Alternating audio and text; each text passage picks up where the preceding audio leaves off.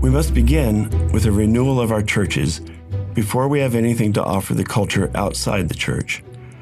As patient, careful stewards, we as pastors and leaders can nourish the soil of our culture by the way we love artists intentionally, loving not only their artwork, but who they are as persons in the process.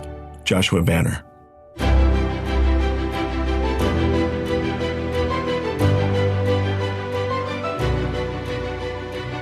This is the Redeemed Imagination Podcast, a podcast of the Anselm Society on re-enchanting the church.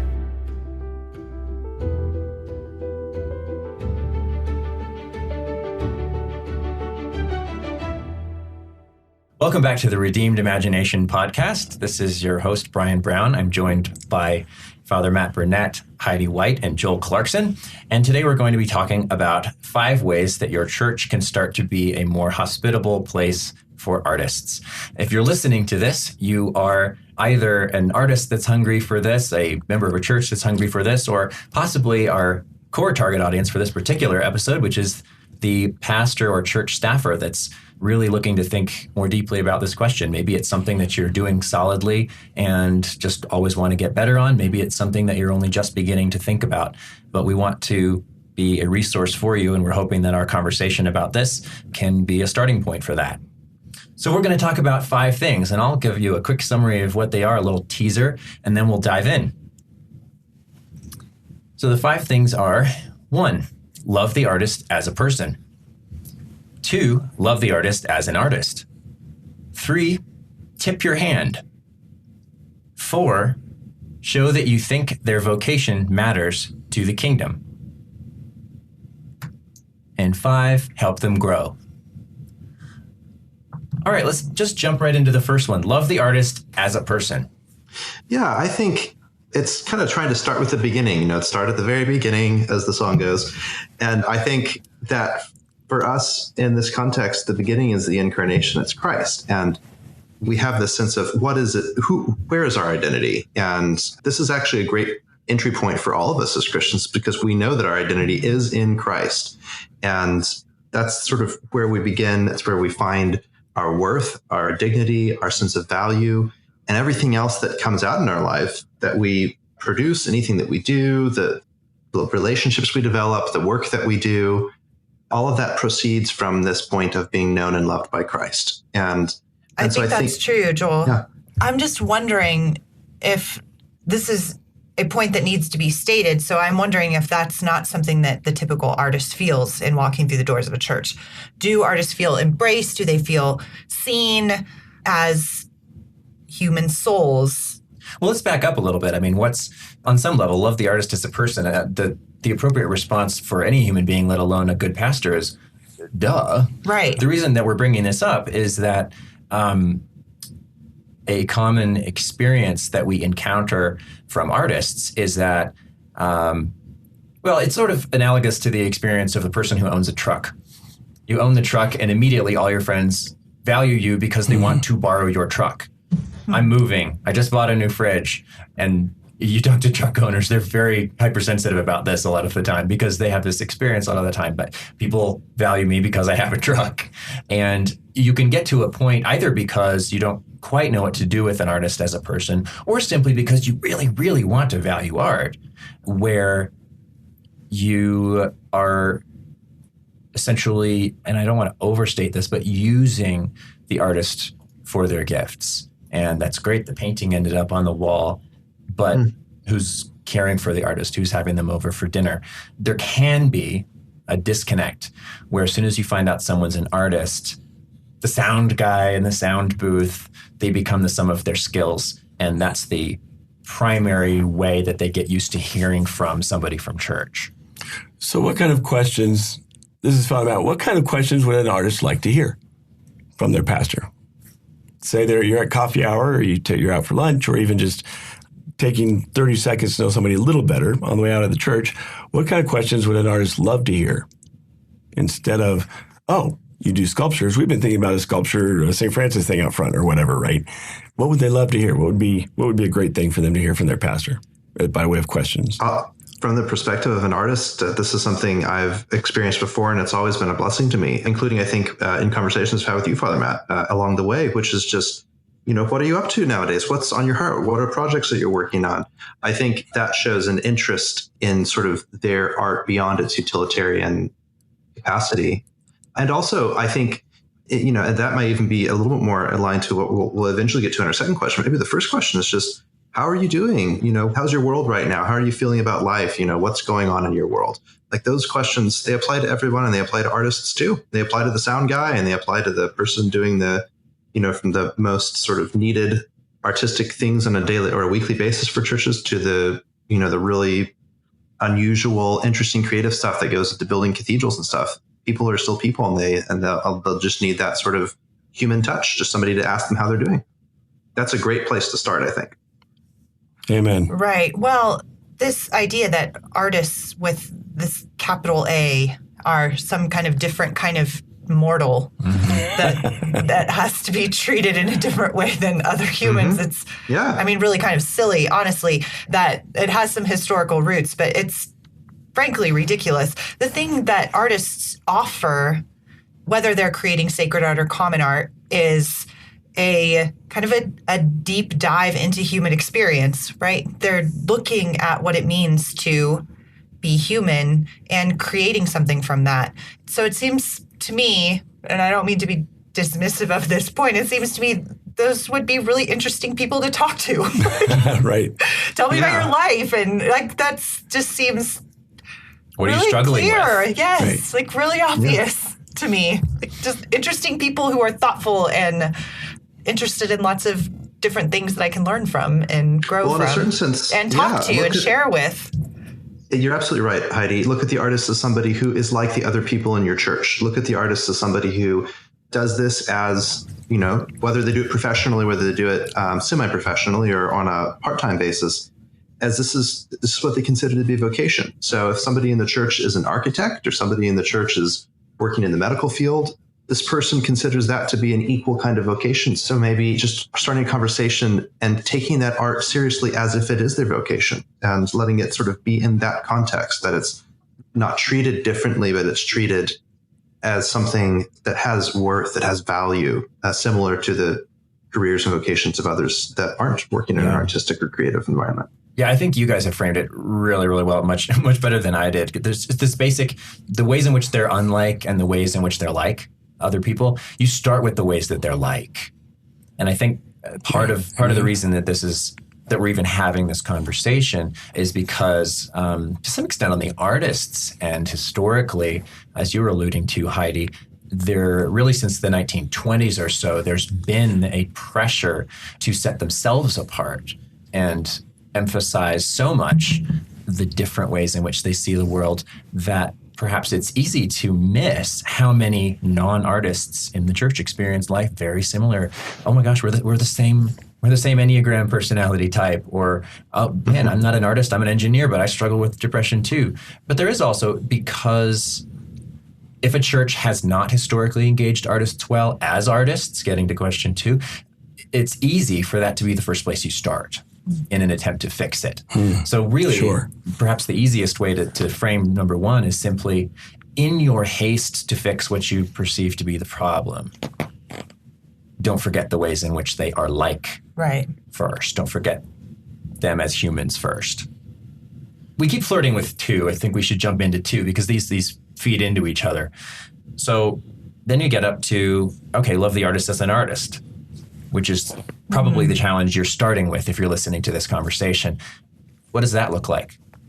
As a congregation, as the leader of a congregation, or even just as an individual member of a congregation who has just spoken to someone after the service and they say, I'm a painter. To me, whether it's, again, we're at the generic level, but artist or engineering or whatever, just be willing to be ignorant, right? I'm a sculptor. That's good. What does that mean? What's your favorite medium? Is medium even the right word to ask you, right? I mean, just be willing to sort of ask questions that display your ignorance. I'm a writer, and I'm dive deep in literature, and I love classical education. So I ask Heidi, I hear classical education all the time. I really have no idea what it means. What is classical, right? Just be willing to be ignorant and ask questions that allow them then to educate you.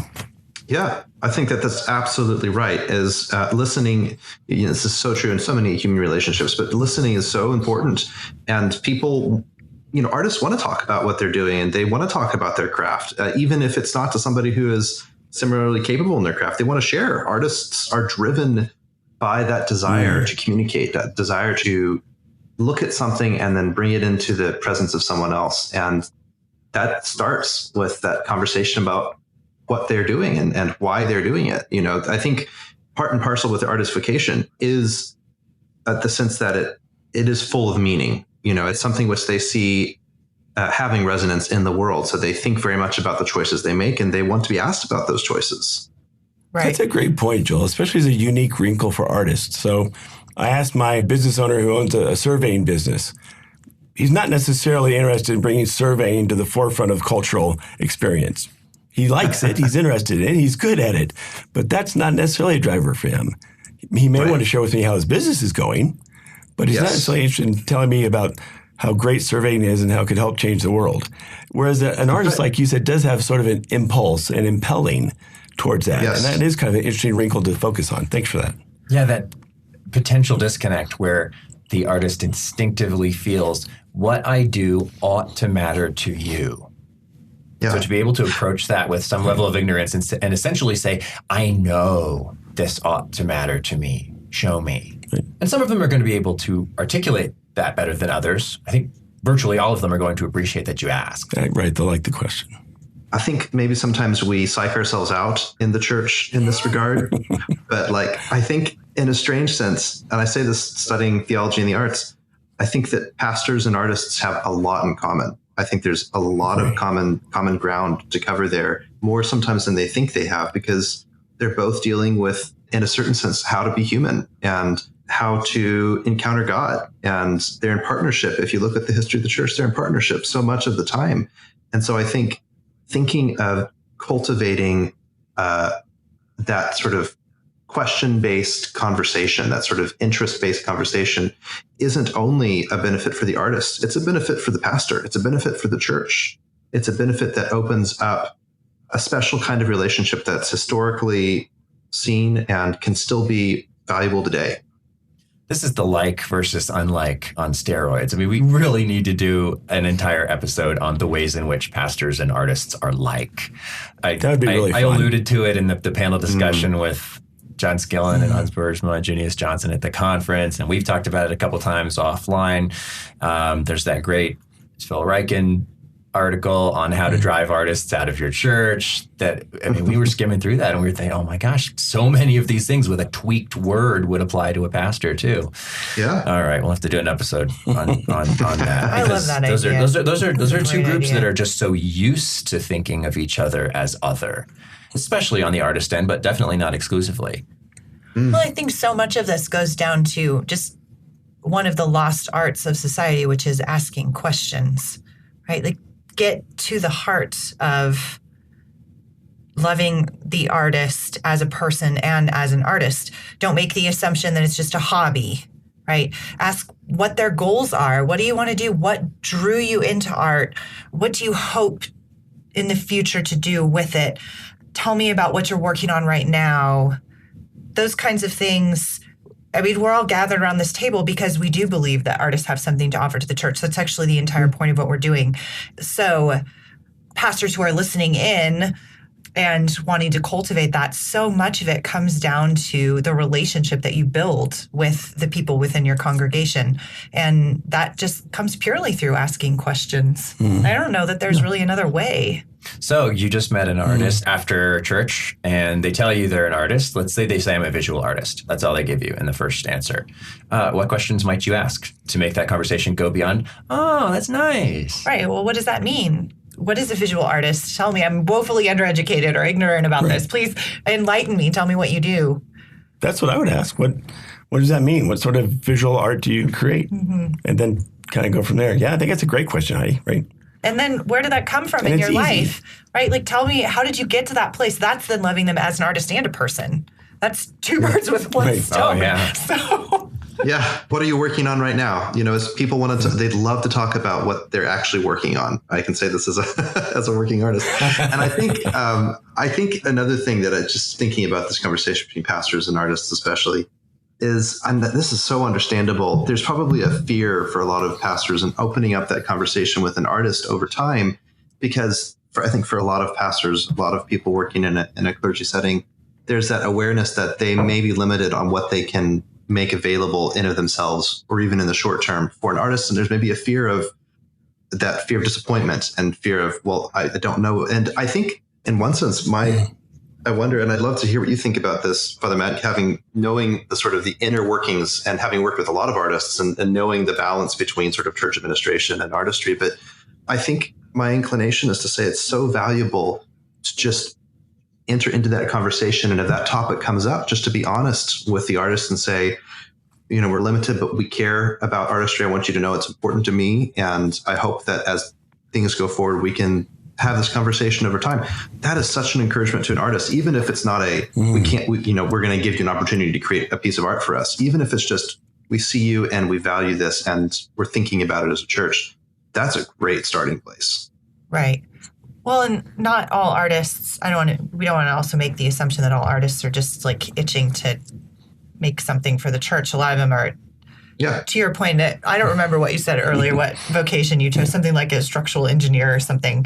That's not always the first question we ask.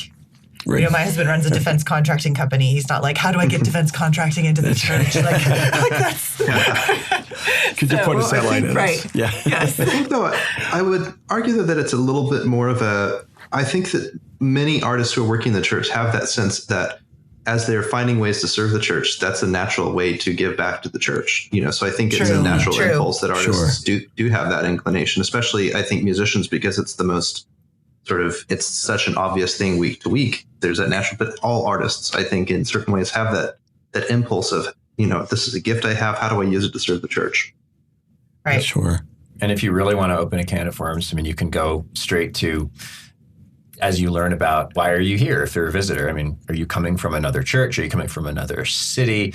As you start to get a feel for that, you could ask, what kind have you had good experiences in the church as an artist? Mm-hmm. If the answer is yes, you can follow up with, great, how can we build on that? Tell me about it. Yeah. Right. And that would be awesome. Or yes, we do that too, here so you can talk to. And if the answer is no, it's a great opportunity to be able to say, you're very welcome. That's so terrible. Yes. We're not like that. You're not going to repeat that experience. We prefer not to be that way. We're so glad you're here. We're so glad you're here. Please, you're very, very welcome. We need you. Yeah, I think that's great. Well, and even to normalize that there's here's the educator in me coming out, that there's a long and a rich tradition of art, artistry and art and beauty in the church. Like, oh, you're a poet, so is King David. Like, there's a lot to affirm. This isn't that we're necessarily trying to create a space. There's already a space inhabited by a rich, long tradition of art in the church. And we're trying to kind of create space for that again. Yeah. Well, and we're, to push the conversation forward a bit, we're assuming that you have had enough of a face-to-face interaction with someone who wants to talk that you have the opportunity to ask them these questions. The reason that we put number 3 on our list, number 3 is tip your hand. There's no way to measure this, but just anecdotally, based on the conversations that I've had with artists, I'd be willing to bet 60 to 70% of those potential conversations never even happen. Right. Because the artist doesn't get the impression right out of the gate that this is a place where they would be welcome, or at least that their vocation is peculiarly appreciated. And there are a lot of ways, and we've worked with some of our member churches on this, that you can make that really, really easy. One that we've started with a couple of our churches and probably want to make a standard part of our member church program in the coming year is helping them develop just a couple of print resources and web pages so that somebody comes in, they're looking at your church's information kiosk or table or wherever you've got those stacks of paper that allow them to know more about your congregation. Have one there that articulates your theology of art. Have your pastor or someone qualified in the church write a little 1 or 2 pager on here's why we value art or here's why we value beauty. Put a little flyer next to it with 5 ways that someone with artistic talents can plug in. And some of them could be actual ministries you're running. Some of them could be relevant Sunday school groups. Some of them could be general things like a small group that will allow them to get to know human beings. Others might just be a person to talk to. Oh, because that's probably, there's so many things to run as a pastor, so many things to keep track of. Even just having one person in your church that you can direct people to who might already not be ignorant about certain things and already have the lay of the land. And so that they, oh man, if you have coffee with this person, they'll know how to get you plugged in. They'll know how to help you find the people who think the way you do or work in the same medium that you do. It can be as simple as a piece of paper that's prominently visible. So, Joel, as an artist sitting around this table, you are an artist, you're a musician, as you pointed out, which that's probably the art form that is most traditionally still accepted and embraced within the Western church. Would you agree with that? Is that true, do you think? I think so, yeah. I mean, I think all artists have different sort of aspects that can be contributed to the church, but I do think you're right. Music is, for various reasons, but particularly because of its association with worship, is definitely face forward. Right. So if you're walking into a new church, do you want to encounter that church's need for you as an artist right from the get-go, or do you want that to be something that organically develops over time? Do you want it to be like, hi, I'm the pastor, we need you? Or is it more of that's a down the road kind of question? That's a great question. That's a great question. I think a lot of it depends on what the philosophy of the church is. And that doesn't take a long time to figure out, maybe a couple of weeks, going on the website, looking at things like, and getting, honestly, it's, if you have a chance the first Sunday to talk to the pastor or priest and they say, what do you do? And you say, well, I'm a composer, I do music. And that's an exciting thing to them. Then that's definitely an interest. The thing which I think maybe is something to watch out for is there's sometimes a thing that happens with, I think, artists of all sorts, which is if someone might hear music and they might immediately say, I have such and such and such music needs. Can you just fit those music needs? Rather than saying, who are you as a person? What are your particular giftings?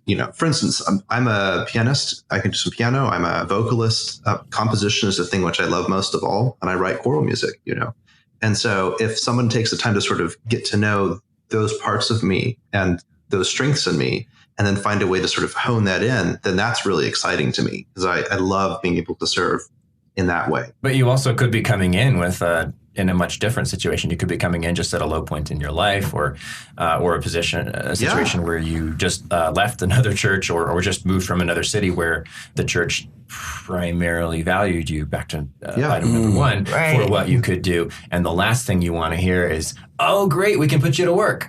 Right. And there's no way to know. There's no way to know instantly off the top of your head which person you're talking to. Is it somebody who is just begging, dying for the church to say we need you, or is it someone who's heard that too many times in the wrong ways and is just dying for a church to say we can feed you here? Right. Well, and there's the integration. I love what both of you are saying. That's the integration of those, number one, and number two, to love the artist as a person. I love what Joel just said. Don't just treat me like a resource. Don't just treat me like a component for Sunday morning service. Get to know me and love me, and so that these gifts and passions and desires that I have can be oriented towards the growth of the kingdom. And that's true for every member of the church. But I really like how you're taking that towards art. The Anselm Society exists because Father Matt takes this approach. Right. The Anselm Society exists because Father Matt sat That may be a bit overstated, but thank you. You sat down with me and you, I mean, I could almost quote you verbatim. You essentially said, let me tell you what's going on in the church. You tell me what's going on in your life, and let's find a place where the needs of the church and what you feel equipped to give right now can meet. Yeah. It wasn't just, we have this burning need. Can you squeeze yourself into this peg? And another thing that several of our member church pastors do that I love is, I call it the secret handshake in the sermon. There are certain people you can quote in a sermon to tip your hand, to communicate. I mean, if you manage to squeeze C.S. Lewis and Dorothy Sayers into a sermon, if you manage to squeeze Dostoevsky into a sermon, if you make a literary reference with some regularity to something that was not written within the last 20 years. There's a certain kind of person that's going to hear that and go, ooh, yes, please. I could stand more of this. These might be my people. These might be my people, yeah. To circle back around to the tip your hand question, well, not sure since you circle back around to it, right?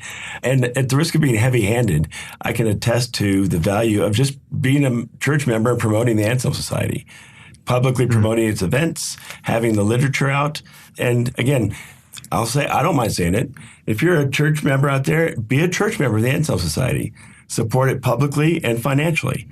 A, because it's worth it and it's an important work. But B, that also tips your hand, frankly.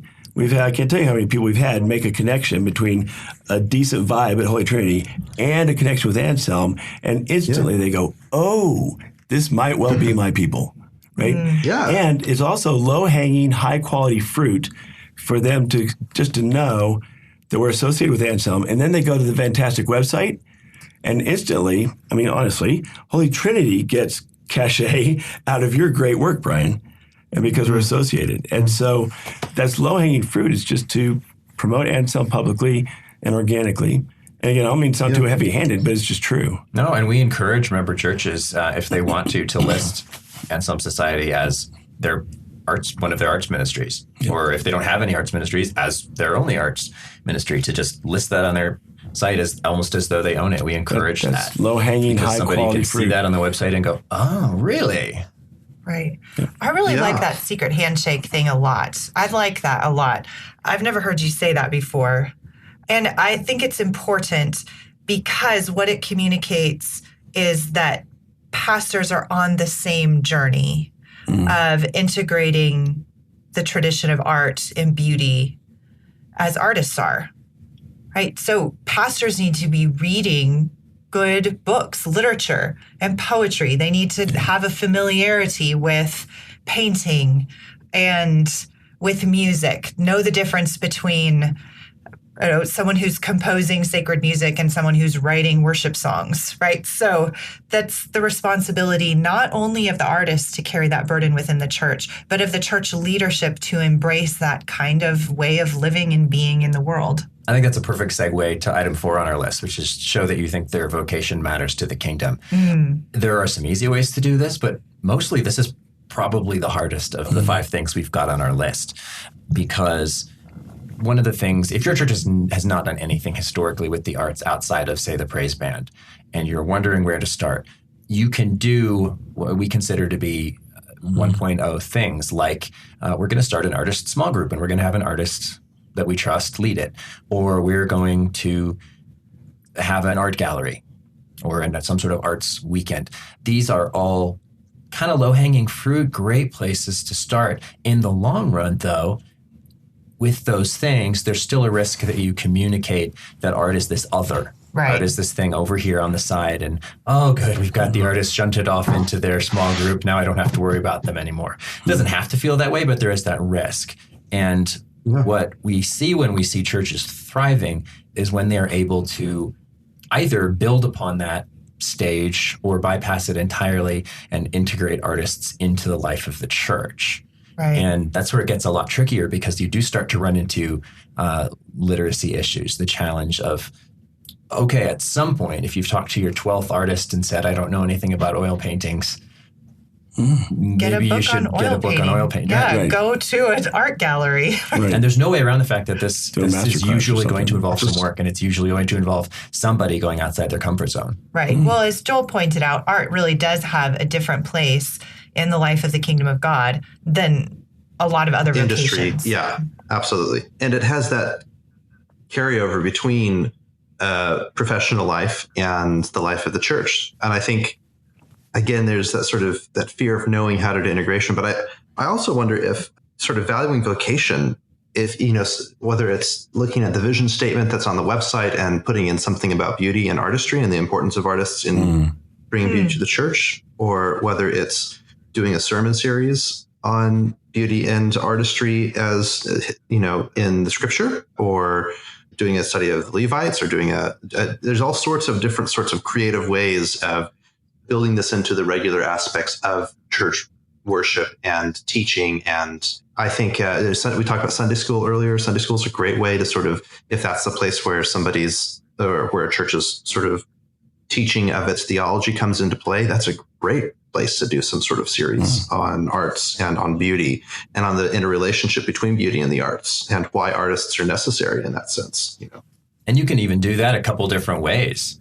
You can set out and say, we're going to teach you about art, either in that super explicit way or in sort of a sneak them in the back door sort of way by saying we're going to do a sermon series on, or not sermon series, Sunday school series on Harry Potter or something like that. Hear, hear. Or another thing that we've seen done is not lead with the art at all. And we've had church retreats where we didn't say this is an art church retreat. We just said this is an all church retreat. And then they got there and, oh, by the way, the concept we were going over was taught largely through paintings and Renaissance paintings that articulated that concept well and that theology well. So we're not talking about adding a little bit of art and having a small group for the artists. You have a wonderful phrase here in your notes, Brian, that you gave us. Dumping off is not the same thing as delegation, right? I think that's great. We're talking about a mindset that understands that art is integral to the faith. And that is woven into the fabric of how the church functions in the world. That Graham Greene, who wrote novels, has as much of a ministry as someone who writes quote unquote worship songs within the church. It may be a different place, but the same kind of ministry of witnessing to the truth. Look for a whiskey priest sermon soon. Brilliant. Whiskey priest sermon. Amen. I'll be there. That's a great point, Heidi. I think it's an excellent point. And this kind of goes back to the first two questions, love the artist as a person, love the artist as an artist. There's really nothing that can replace the church itself, and especially the leadership of the church, having their own theology of art and theology of beauty. No amount of desiring to be kind to the artist can really work out well in the long run if there isn't something in place that begins with one's own self. The intention has to begin, well, what do I think about the arts? What do I think about beauty? And what do I experience with it? What am I reading, right? And I said that before. What is the pastor reading that is artistic, that is beautiful? What is the pastor looking at? What hangs on the pastor's walls? What music are they listening to? Even if it's not, I've seen this with a number of churches which wouldn't necessarily be considered traditional in their worship at all. They'd be considered very contemporary. But the pastors have really, really become very familiar with the aesthetic tradition of the church.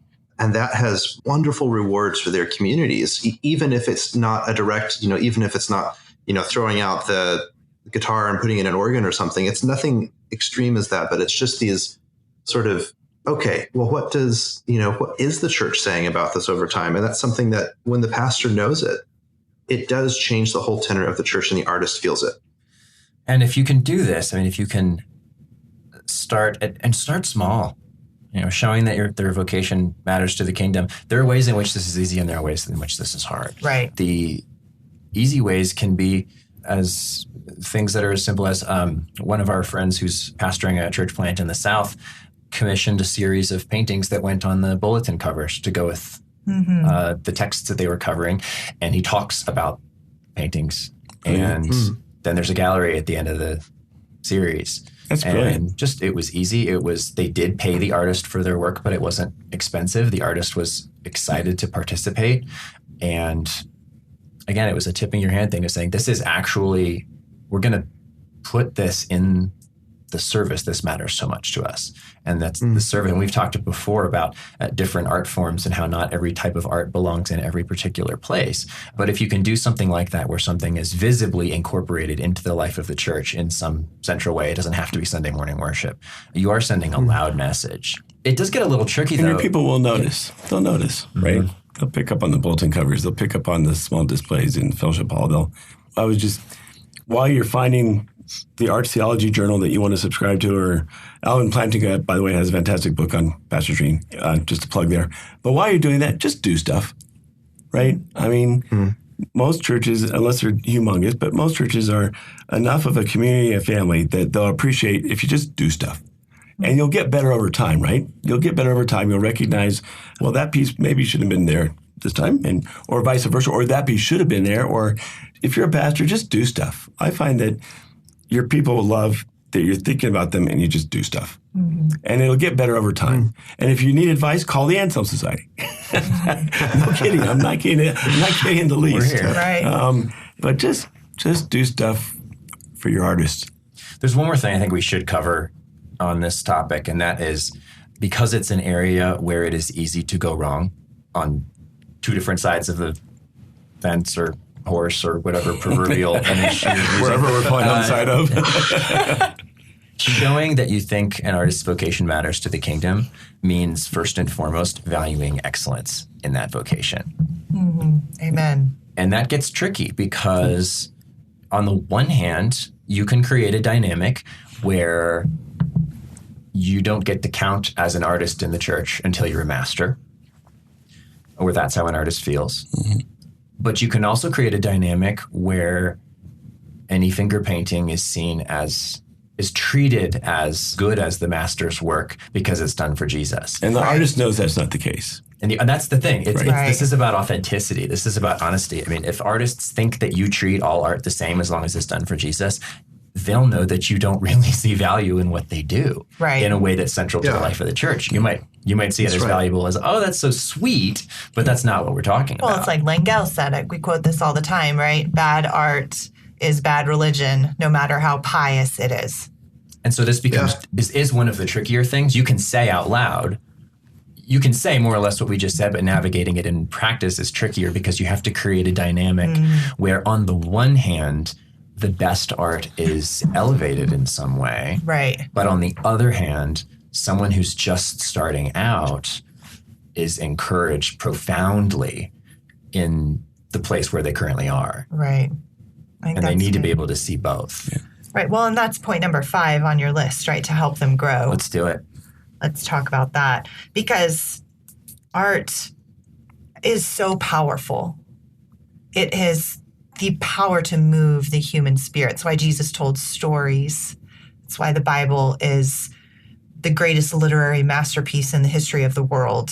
The liturgy of the church is, let's say you like grammar. I like grammar, right? So if you read, say, a collect that's read in an Anglican church on a Sunday morning, the grammatical construction of those sentences is so beautiful. Right. The craftsmanship of the language of the church, the way that art has been used in cathedrals and monasteries over the centuries is so profound and so powerful that we have to be very careful with that. So how do we do that as the church? Your point is really valid. So Joel, how have you been nurtured as an artist to get better in art without becoming discouraged? Do you know, I'll actually say it's been great for me, especially as a musician, to just become part of the tradition of the church that I'm already in. I'll give the example of the church that I'm attending at the moment here in Scotland. I've had the privilege to be part of the choir, and we've done some really wonderful choral music. And honestly, when I started almost 2 years ago in the choir, I was not as good of a sight reader as I am now. And over time, that part of which seems like a very minuscule part of the skill, but it's so central to sort of the presentation of these works that have been part of the church for so long. Even just singing hymns, it's made me feel empowered because it means that I have a better understanding of how the music works, and I have an understanding of how certain things have been used in the past and will likely be used in other pieces as well.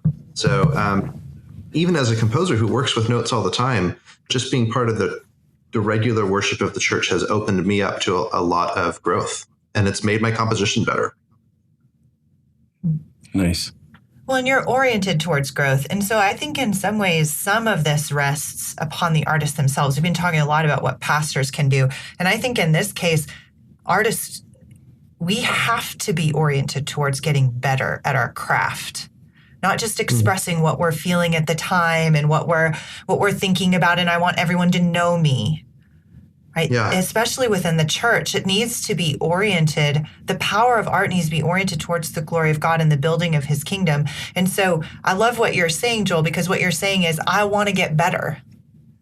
And the church is helping me grow. So I think artists have to be oriented towards that, not just how can I get my painting up on the wall, but how can my painting serve the kingdom, which means I need to get better and better and better and keep growing in my craft.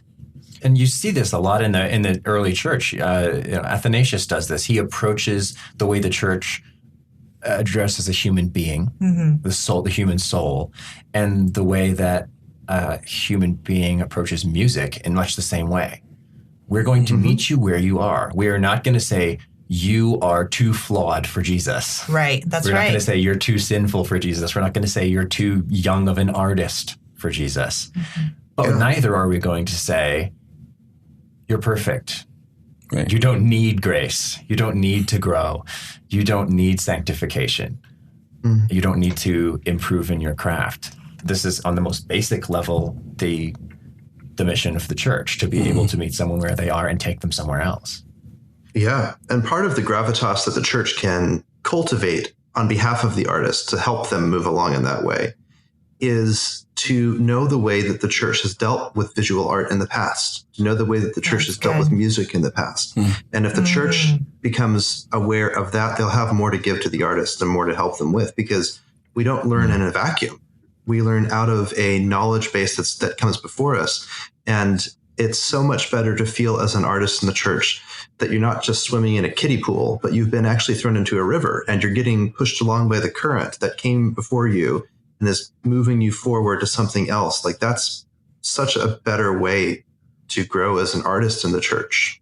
And again, great analogy for theology and the life of the church in general. I mean, I'll draw a line in the sand a little bit and go so far as to say, if you are in a church context where the church, both artistically and theologically, is not interested in approaching the faith in this way, run. Right. This is not to say there's only one tradition that does this. This is not to say there's only one way to do this. But if you're in a place where the leadership wants to play with art and is not willing to look at how it's been done before and wants to shape souls, but has no interest in what the saints of the past have done, that's not a healthy way to approach church or art. Right. It's a gift. I mean, I think rather than seeing it as, sometimes we're afraid, I think, of these words that represent these notions, tradition and ancient church and this sort of thing. But I think the fact of the matter is that it's not a threat to us to know the past. It's a gift because it doesn't deny where we are right now or the current situation or challenges or opportunities we have as the church in this moment. But it does say that we're more able to respond to those and understand how people in the past have responded to them and say, okay, with that knowledge and with the knowledge of what may be new about my situation, how am I best able to answer this? And so I think it's a gift. It's not a threat. You know, knowing the history of the church, no matter how exactly we work that out, all these things are messy, but it's better to get the dirt under our fingernails of tradition and of the church and of the history of the church and sort of feel more equipped. It's a matter of having resources rather than having to start it all on our own. Which I think circles us back beautifully to the primary reason we're having this conversation, which is how a pastor, how church leadership, how a church congregation can be a more hospitable place for artists. Possibly the single most common experience we see with our member artists is at least one church they've been in the past where they felt like, I have tough questions and everyone's afraid of them. And one of the easiest things that you can do if you are in a church context that's healthy enough that it has answers to the tough questions, give the answers to the tough questions and show that you're not afraid of them. Right. Well, and hang some art on the wall if you're a pastor and, take a risk. Even if it's a rotating thing, say 6 months or 3 months. Even if you don't understand it, again, you'll be educating yourselves along the way. So hang it up. Hang up the art and give people a platform appropriately within the liturgy of your church for art to have that power. And I really like what you said about you'll make mistakes along the way, Father Matt, and that's okay. That's not a big deal. And we're all growing. So how have you created that space for artists at Holy Trinity? Yeah, good question. I'm not sure. I have some definite stuff. Just at the very ground level things, take highlights of the church year, Advent, Christmas, and Lent, Easter, and begin to highlight works of art that, whether musical, special music, I think is just one piece. The choir that's developed at Holy Trinity, I think, highlights this. We, again, in the preaching, if you work in literary pieces, which goes to being read in that area. But again, I just want to say to other pastors that are out there, don't wait. And if it's a contemporary reference, use it. I find a lot of pastors are attuned to the fact that Vampire Weekend just did a killer new project, right? and then go ahead and tie that, though, find ways then to look back and tie that into Augustine's preaching, because it works, actually. But if Vampire Weekend is where you're at today, man, reference Vampire Weekend, and then go ask yourself what else has been going on in the church by way of music and contemporary music. Because every church, whether it's Chrysostom, Cranmer, Luther, everybody engaged popular music and church culture. Everybody. Absolutely. Everybody. Yeah. So if you're a young hipster who's digging Vampire Weekend, then go read Luther, because you will find overlap. So just that. Yeah. And hanging pieces, I think, is important. Like you just said, Heidi, having pieces and then letting people know what it is, where it came from, that we like it, that we value it, keeping it prominent. I think that as you just try stuff, quality art. Martin Minns, when he was with us at the Your Imagination Redeemed conference a few years ago, he said that they try to give every piece exposure, but not every piece gets the same exposure. Mm-hmm. And I really like that. Right. I find a way for everybody's stuff to get some kind of exposure, but that doesn't mean that everybody's stuff is at the doorway to the sanctuary as you walk in for worship, right? Right. Or is up front, or is sponsored on the front page of the website or your social media. But do give everybody a viewing at some level. I think that's important myself. Frankly, even the clumsiest stuff. Honestly, I try and give a viewing to somewhere. And so, but it doesn't need the same viewing that everybody gets. And what that's done, I mean, I've watched that happen. What that's done is it's taken the fear out of the equation. That's right. Somebody who's afraid they're not good enough, that fear starts to dissipate because they see something that someone's 8-year-old did who wants to be an artist someday. And they go, okay, well, I'm not 8. I can do a little better than that. And I'm going to contribute next time. But at the same time, someone who is coming from a more artistic background and is asking, is this church just patronizing the artists, or do they really think it's important, can see the best stuff in the best places and be illuminated by it? I hope that suggests that we kind of get it, right? And I think the substandard writer actually doesn't want his stuff front and center. That's right. Right? I mean, really, compared to the very good writer. Because I know that it's not front and center stuff. I'm glad it's somewhere, but actually, I feel odd if you think my substandard stuff belongs front and center. Mm-hmm. Right. Does that make sense? Yeah, I think back most to the artists honesty do. and authenticity. Yeah. As far as growth goes, it's a really interesting, too, growth in craft, but also spiritual growth. Yes. Because the artist is... And it's a funny dynamic for a pastor. I'll just talk for just a second and try to on this. Every member of the body, irrespective of gifts and level of quality, it's incumbent on them to offer who they are to the body. Okay? So if all I can do is shovel the rock for the landscaping, that's great. But if Heidi White can present a fantastic piece on history of literature, then it's incumbent on both of us to bring our best work to the body, just because we're a member of the body. That's how that works. That's how why we love Jesus and he's bound us to one another. On the other hand, there is the piece, though, that excellence demands, particular excellence does, well, not demand, that's the wrong word, deserves some sort of particular compensation, right? So they're both and, to my mind. And that goes to spiritual growth. That's why I'm on the growth topic. Both the church and the artist sort of need to understand that within the body of Christ, both these things are true. Right. And so the pastor who resents paying the artist, for example, is sort of, they need to check their heart. The artist, though, who thinks that in some way they're a consultant to the body instead of being a member of the body, they need to check their heart as well. That's great. St. Benedict said they should be stripped of their ability to create for the church and made to work in the kitchen. Right. Well, yeah, he did actually, yeah. Well, and there is a difference between sacred art and common art. Not all art that we create, even when it's very good, belongs in the sacred space of the sanctuary of the church. Right. If we write like a therapy poem, we don't have to read that from the pulpit. Right. But it's worth writing, but that doesn't mean it has to occupy a place that edifies the body, because it really might not. Right. And I may well shoot it off to 3 life group leaders who I know are drilling down on this. Yes. I may very well do that. even if I don't read it from the front on Sunday. It creates also access to the heart of the artist, which that is the role of the pastor, is to counsel and shape and comfort the body. And so you can send your therapy poem to your priest or your pastor to read and to pray with you and to pour into your spiritual growth. But that doesn't mean that it might not be appropriate in the general body of the church. On the front page of the website. Right? And this leads up to, I'll make one more observation and then we'll wind down this episode. That leads us to a great thing that we emphasize with our member churches when they're first joining, and that is that there should be a person in the church, ideally, and we really push this hard, on the church staff. So somebody who really is in the thick of things in terms of the life of the body and has the ear of the senior pastor, but who is not the senior pastor, who can occupy this role of essentially the liaison between the artists, the work they create, and the church body. Because there has to be somebody in that position.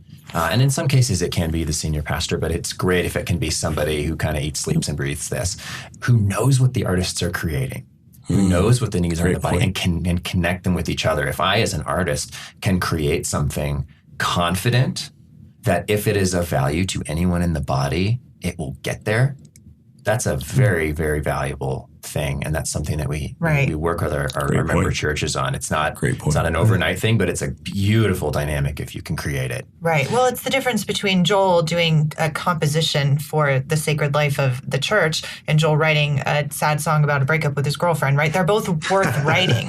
They're both wonderful music, but they occupy different places in the life of the body of the kingdom. That's right. Oh, that's really true. Go ahead, Joel. I think that an artist who is not able to have their work featured at a prominent level in liturgy or in the church, they'll receive it differently if on the one hand, there's the sense that art serves the liturgy of the church and it's not about the particular artist per se as much as it's about the community as a whole and the fact that this is part of our worship to God, versus, oh, well, we favor people who can be popular from the front and who look good and who sort of do this thing. There's a little bit of a cultural aspect to this as well that's cultivated in and through the leadership. And that's just a thing to keep in mind. There are obviously always those moments where an artist's work just isn't there. It's not quite, and it's in process, you know.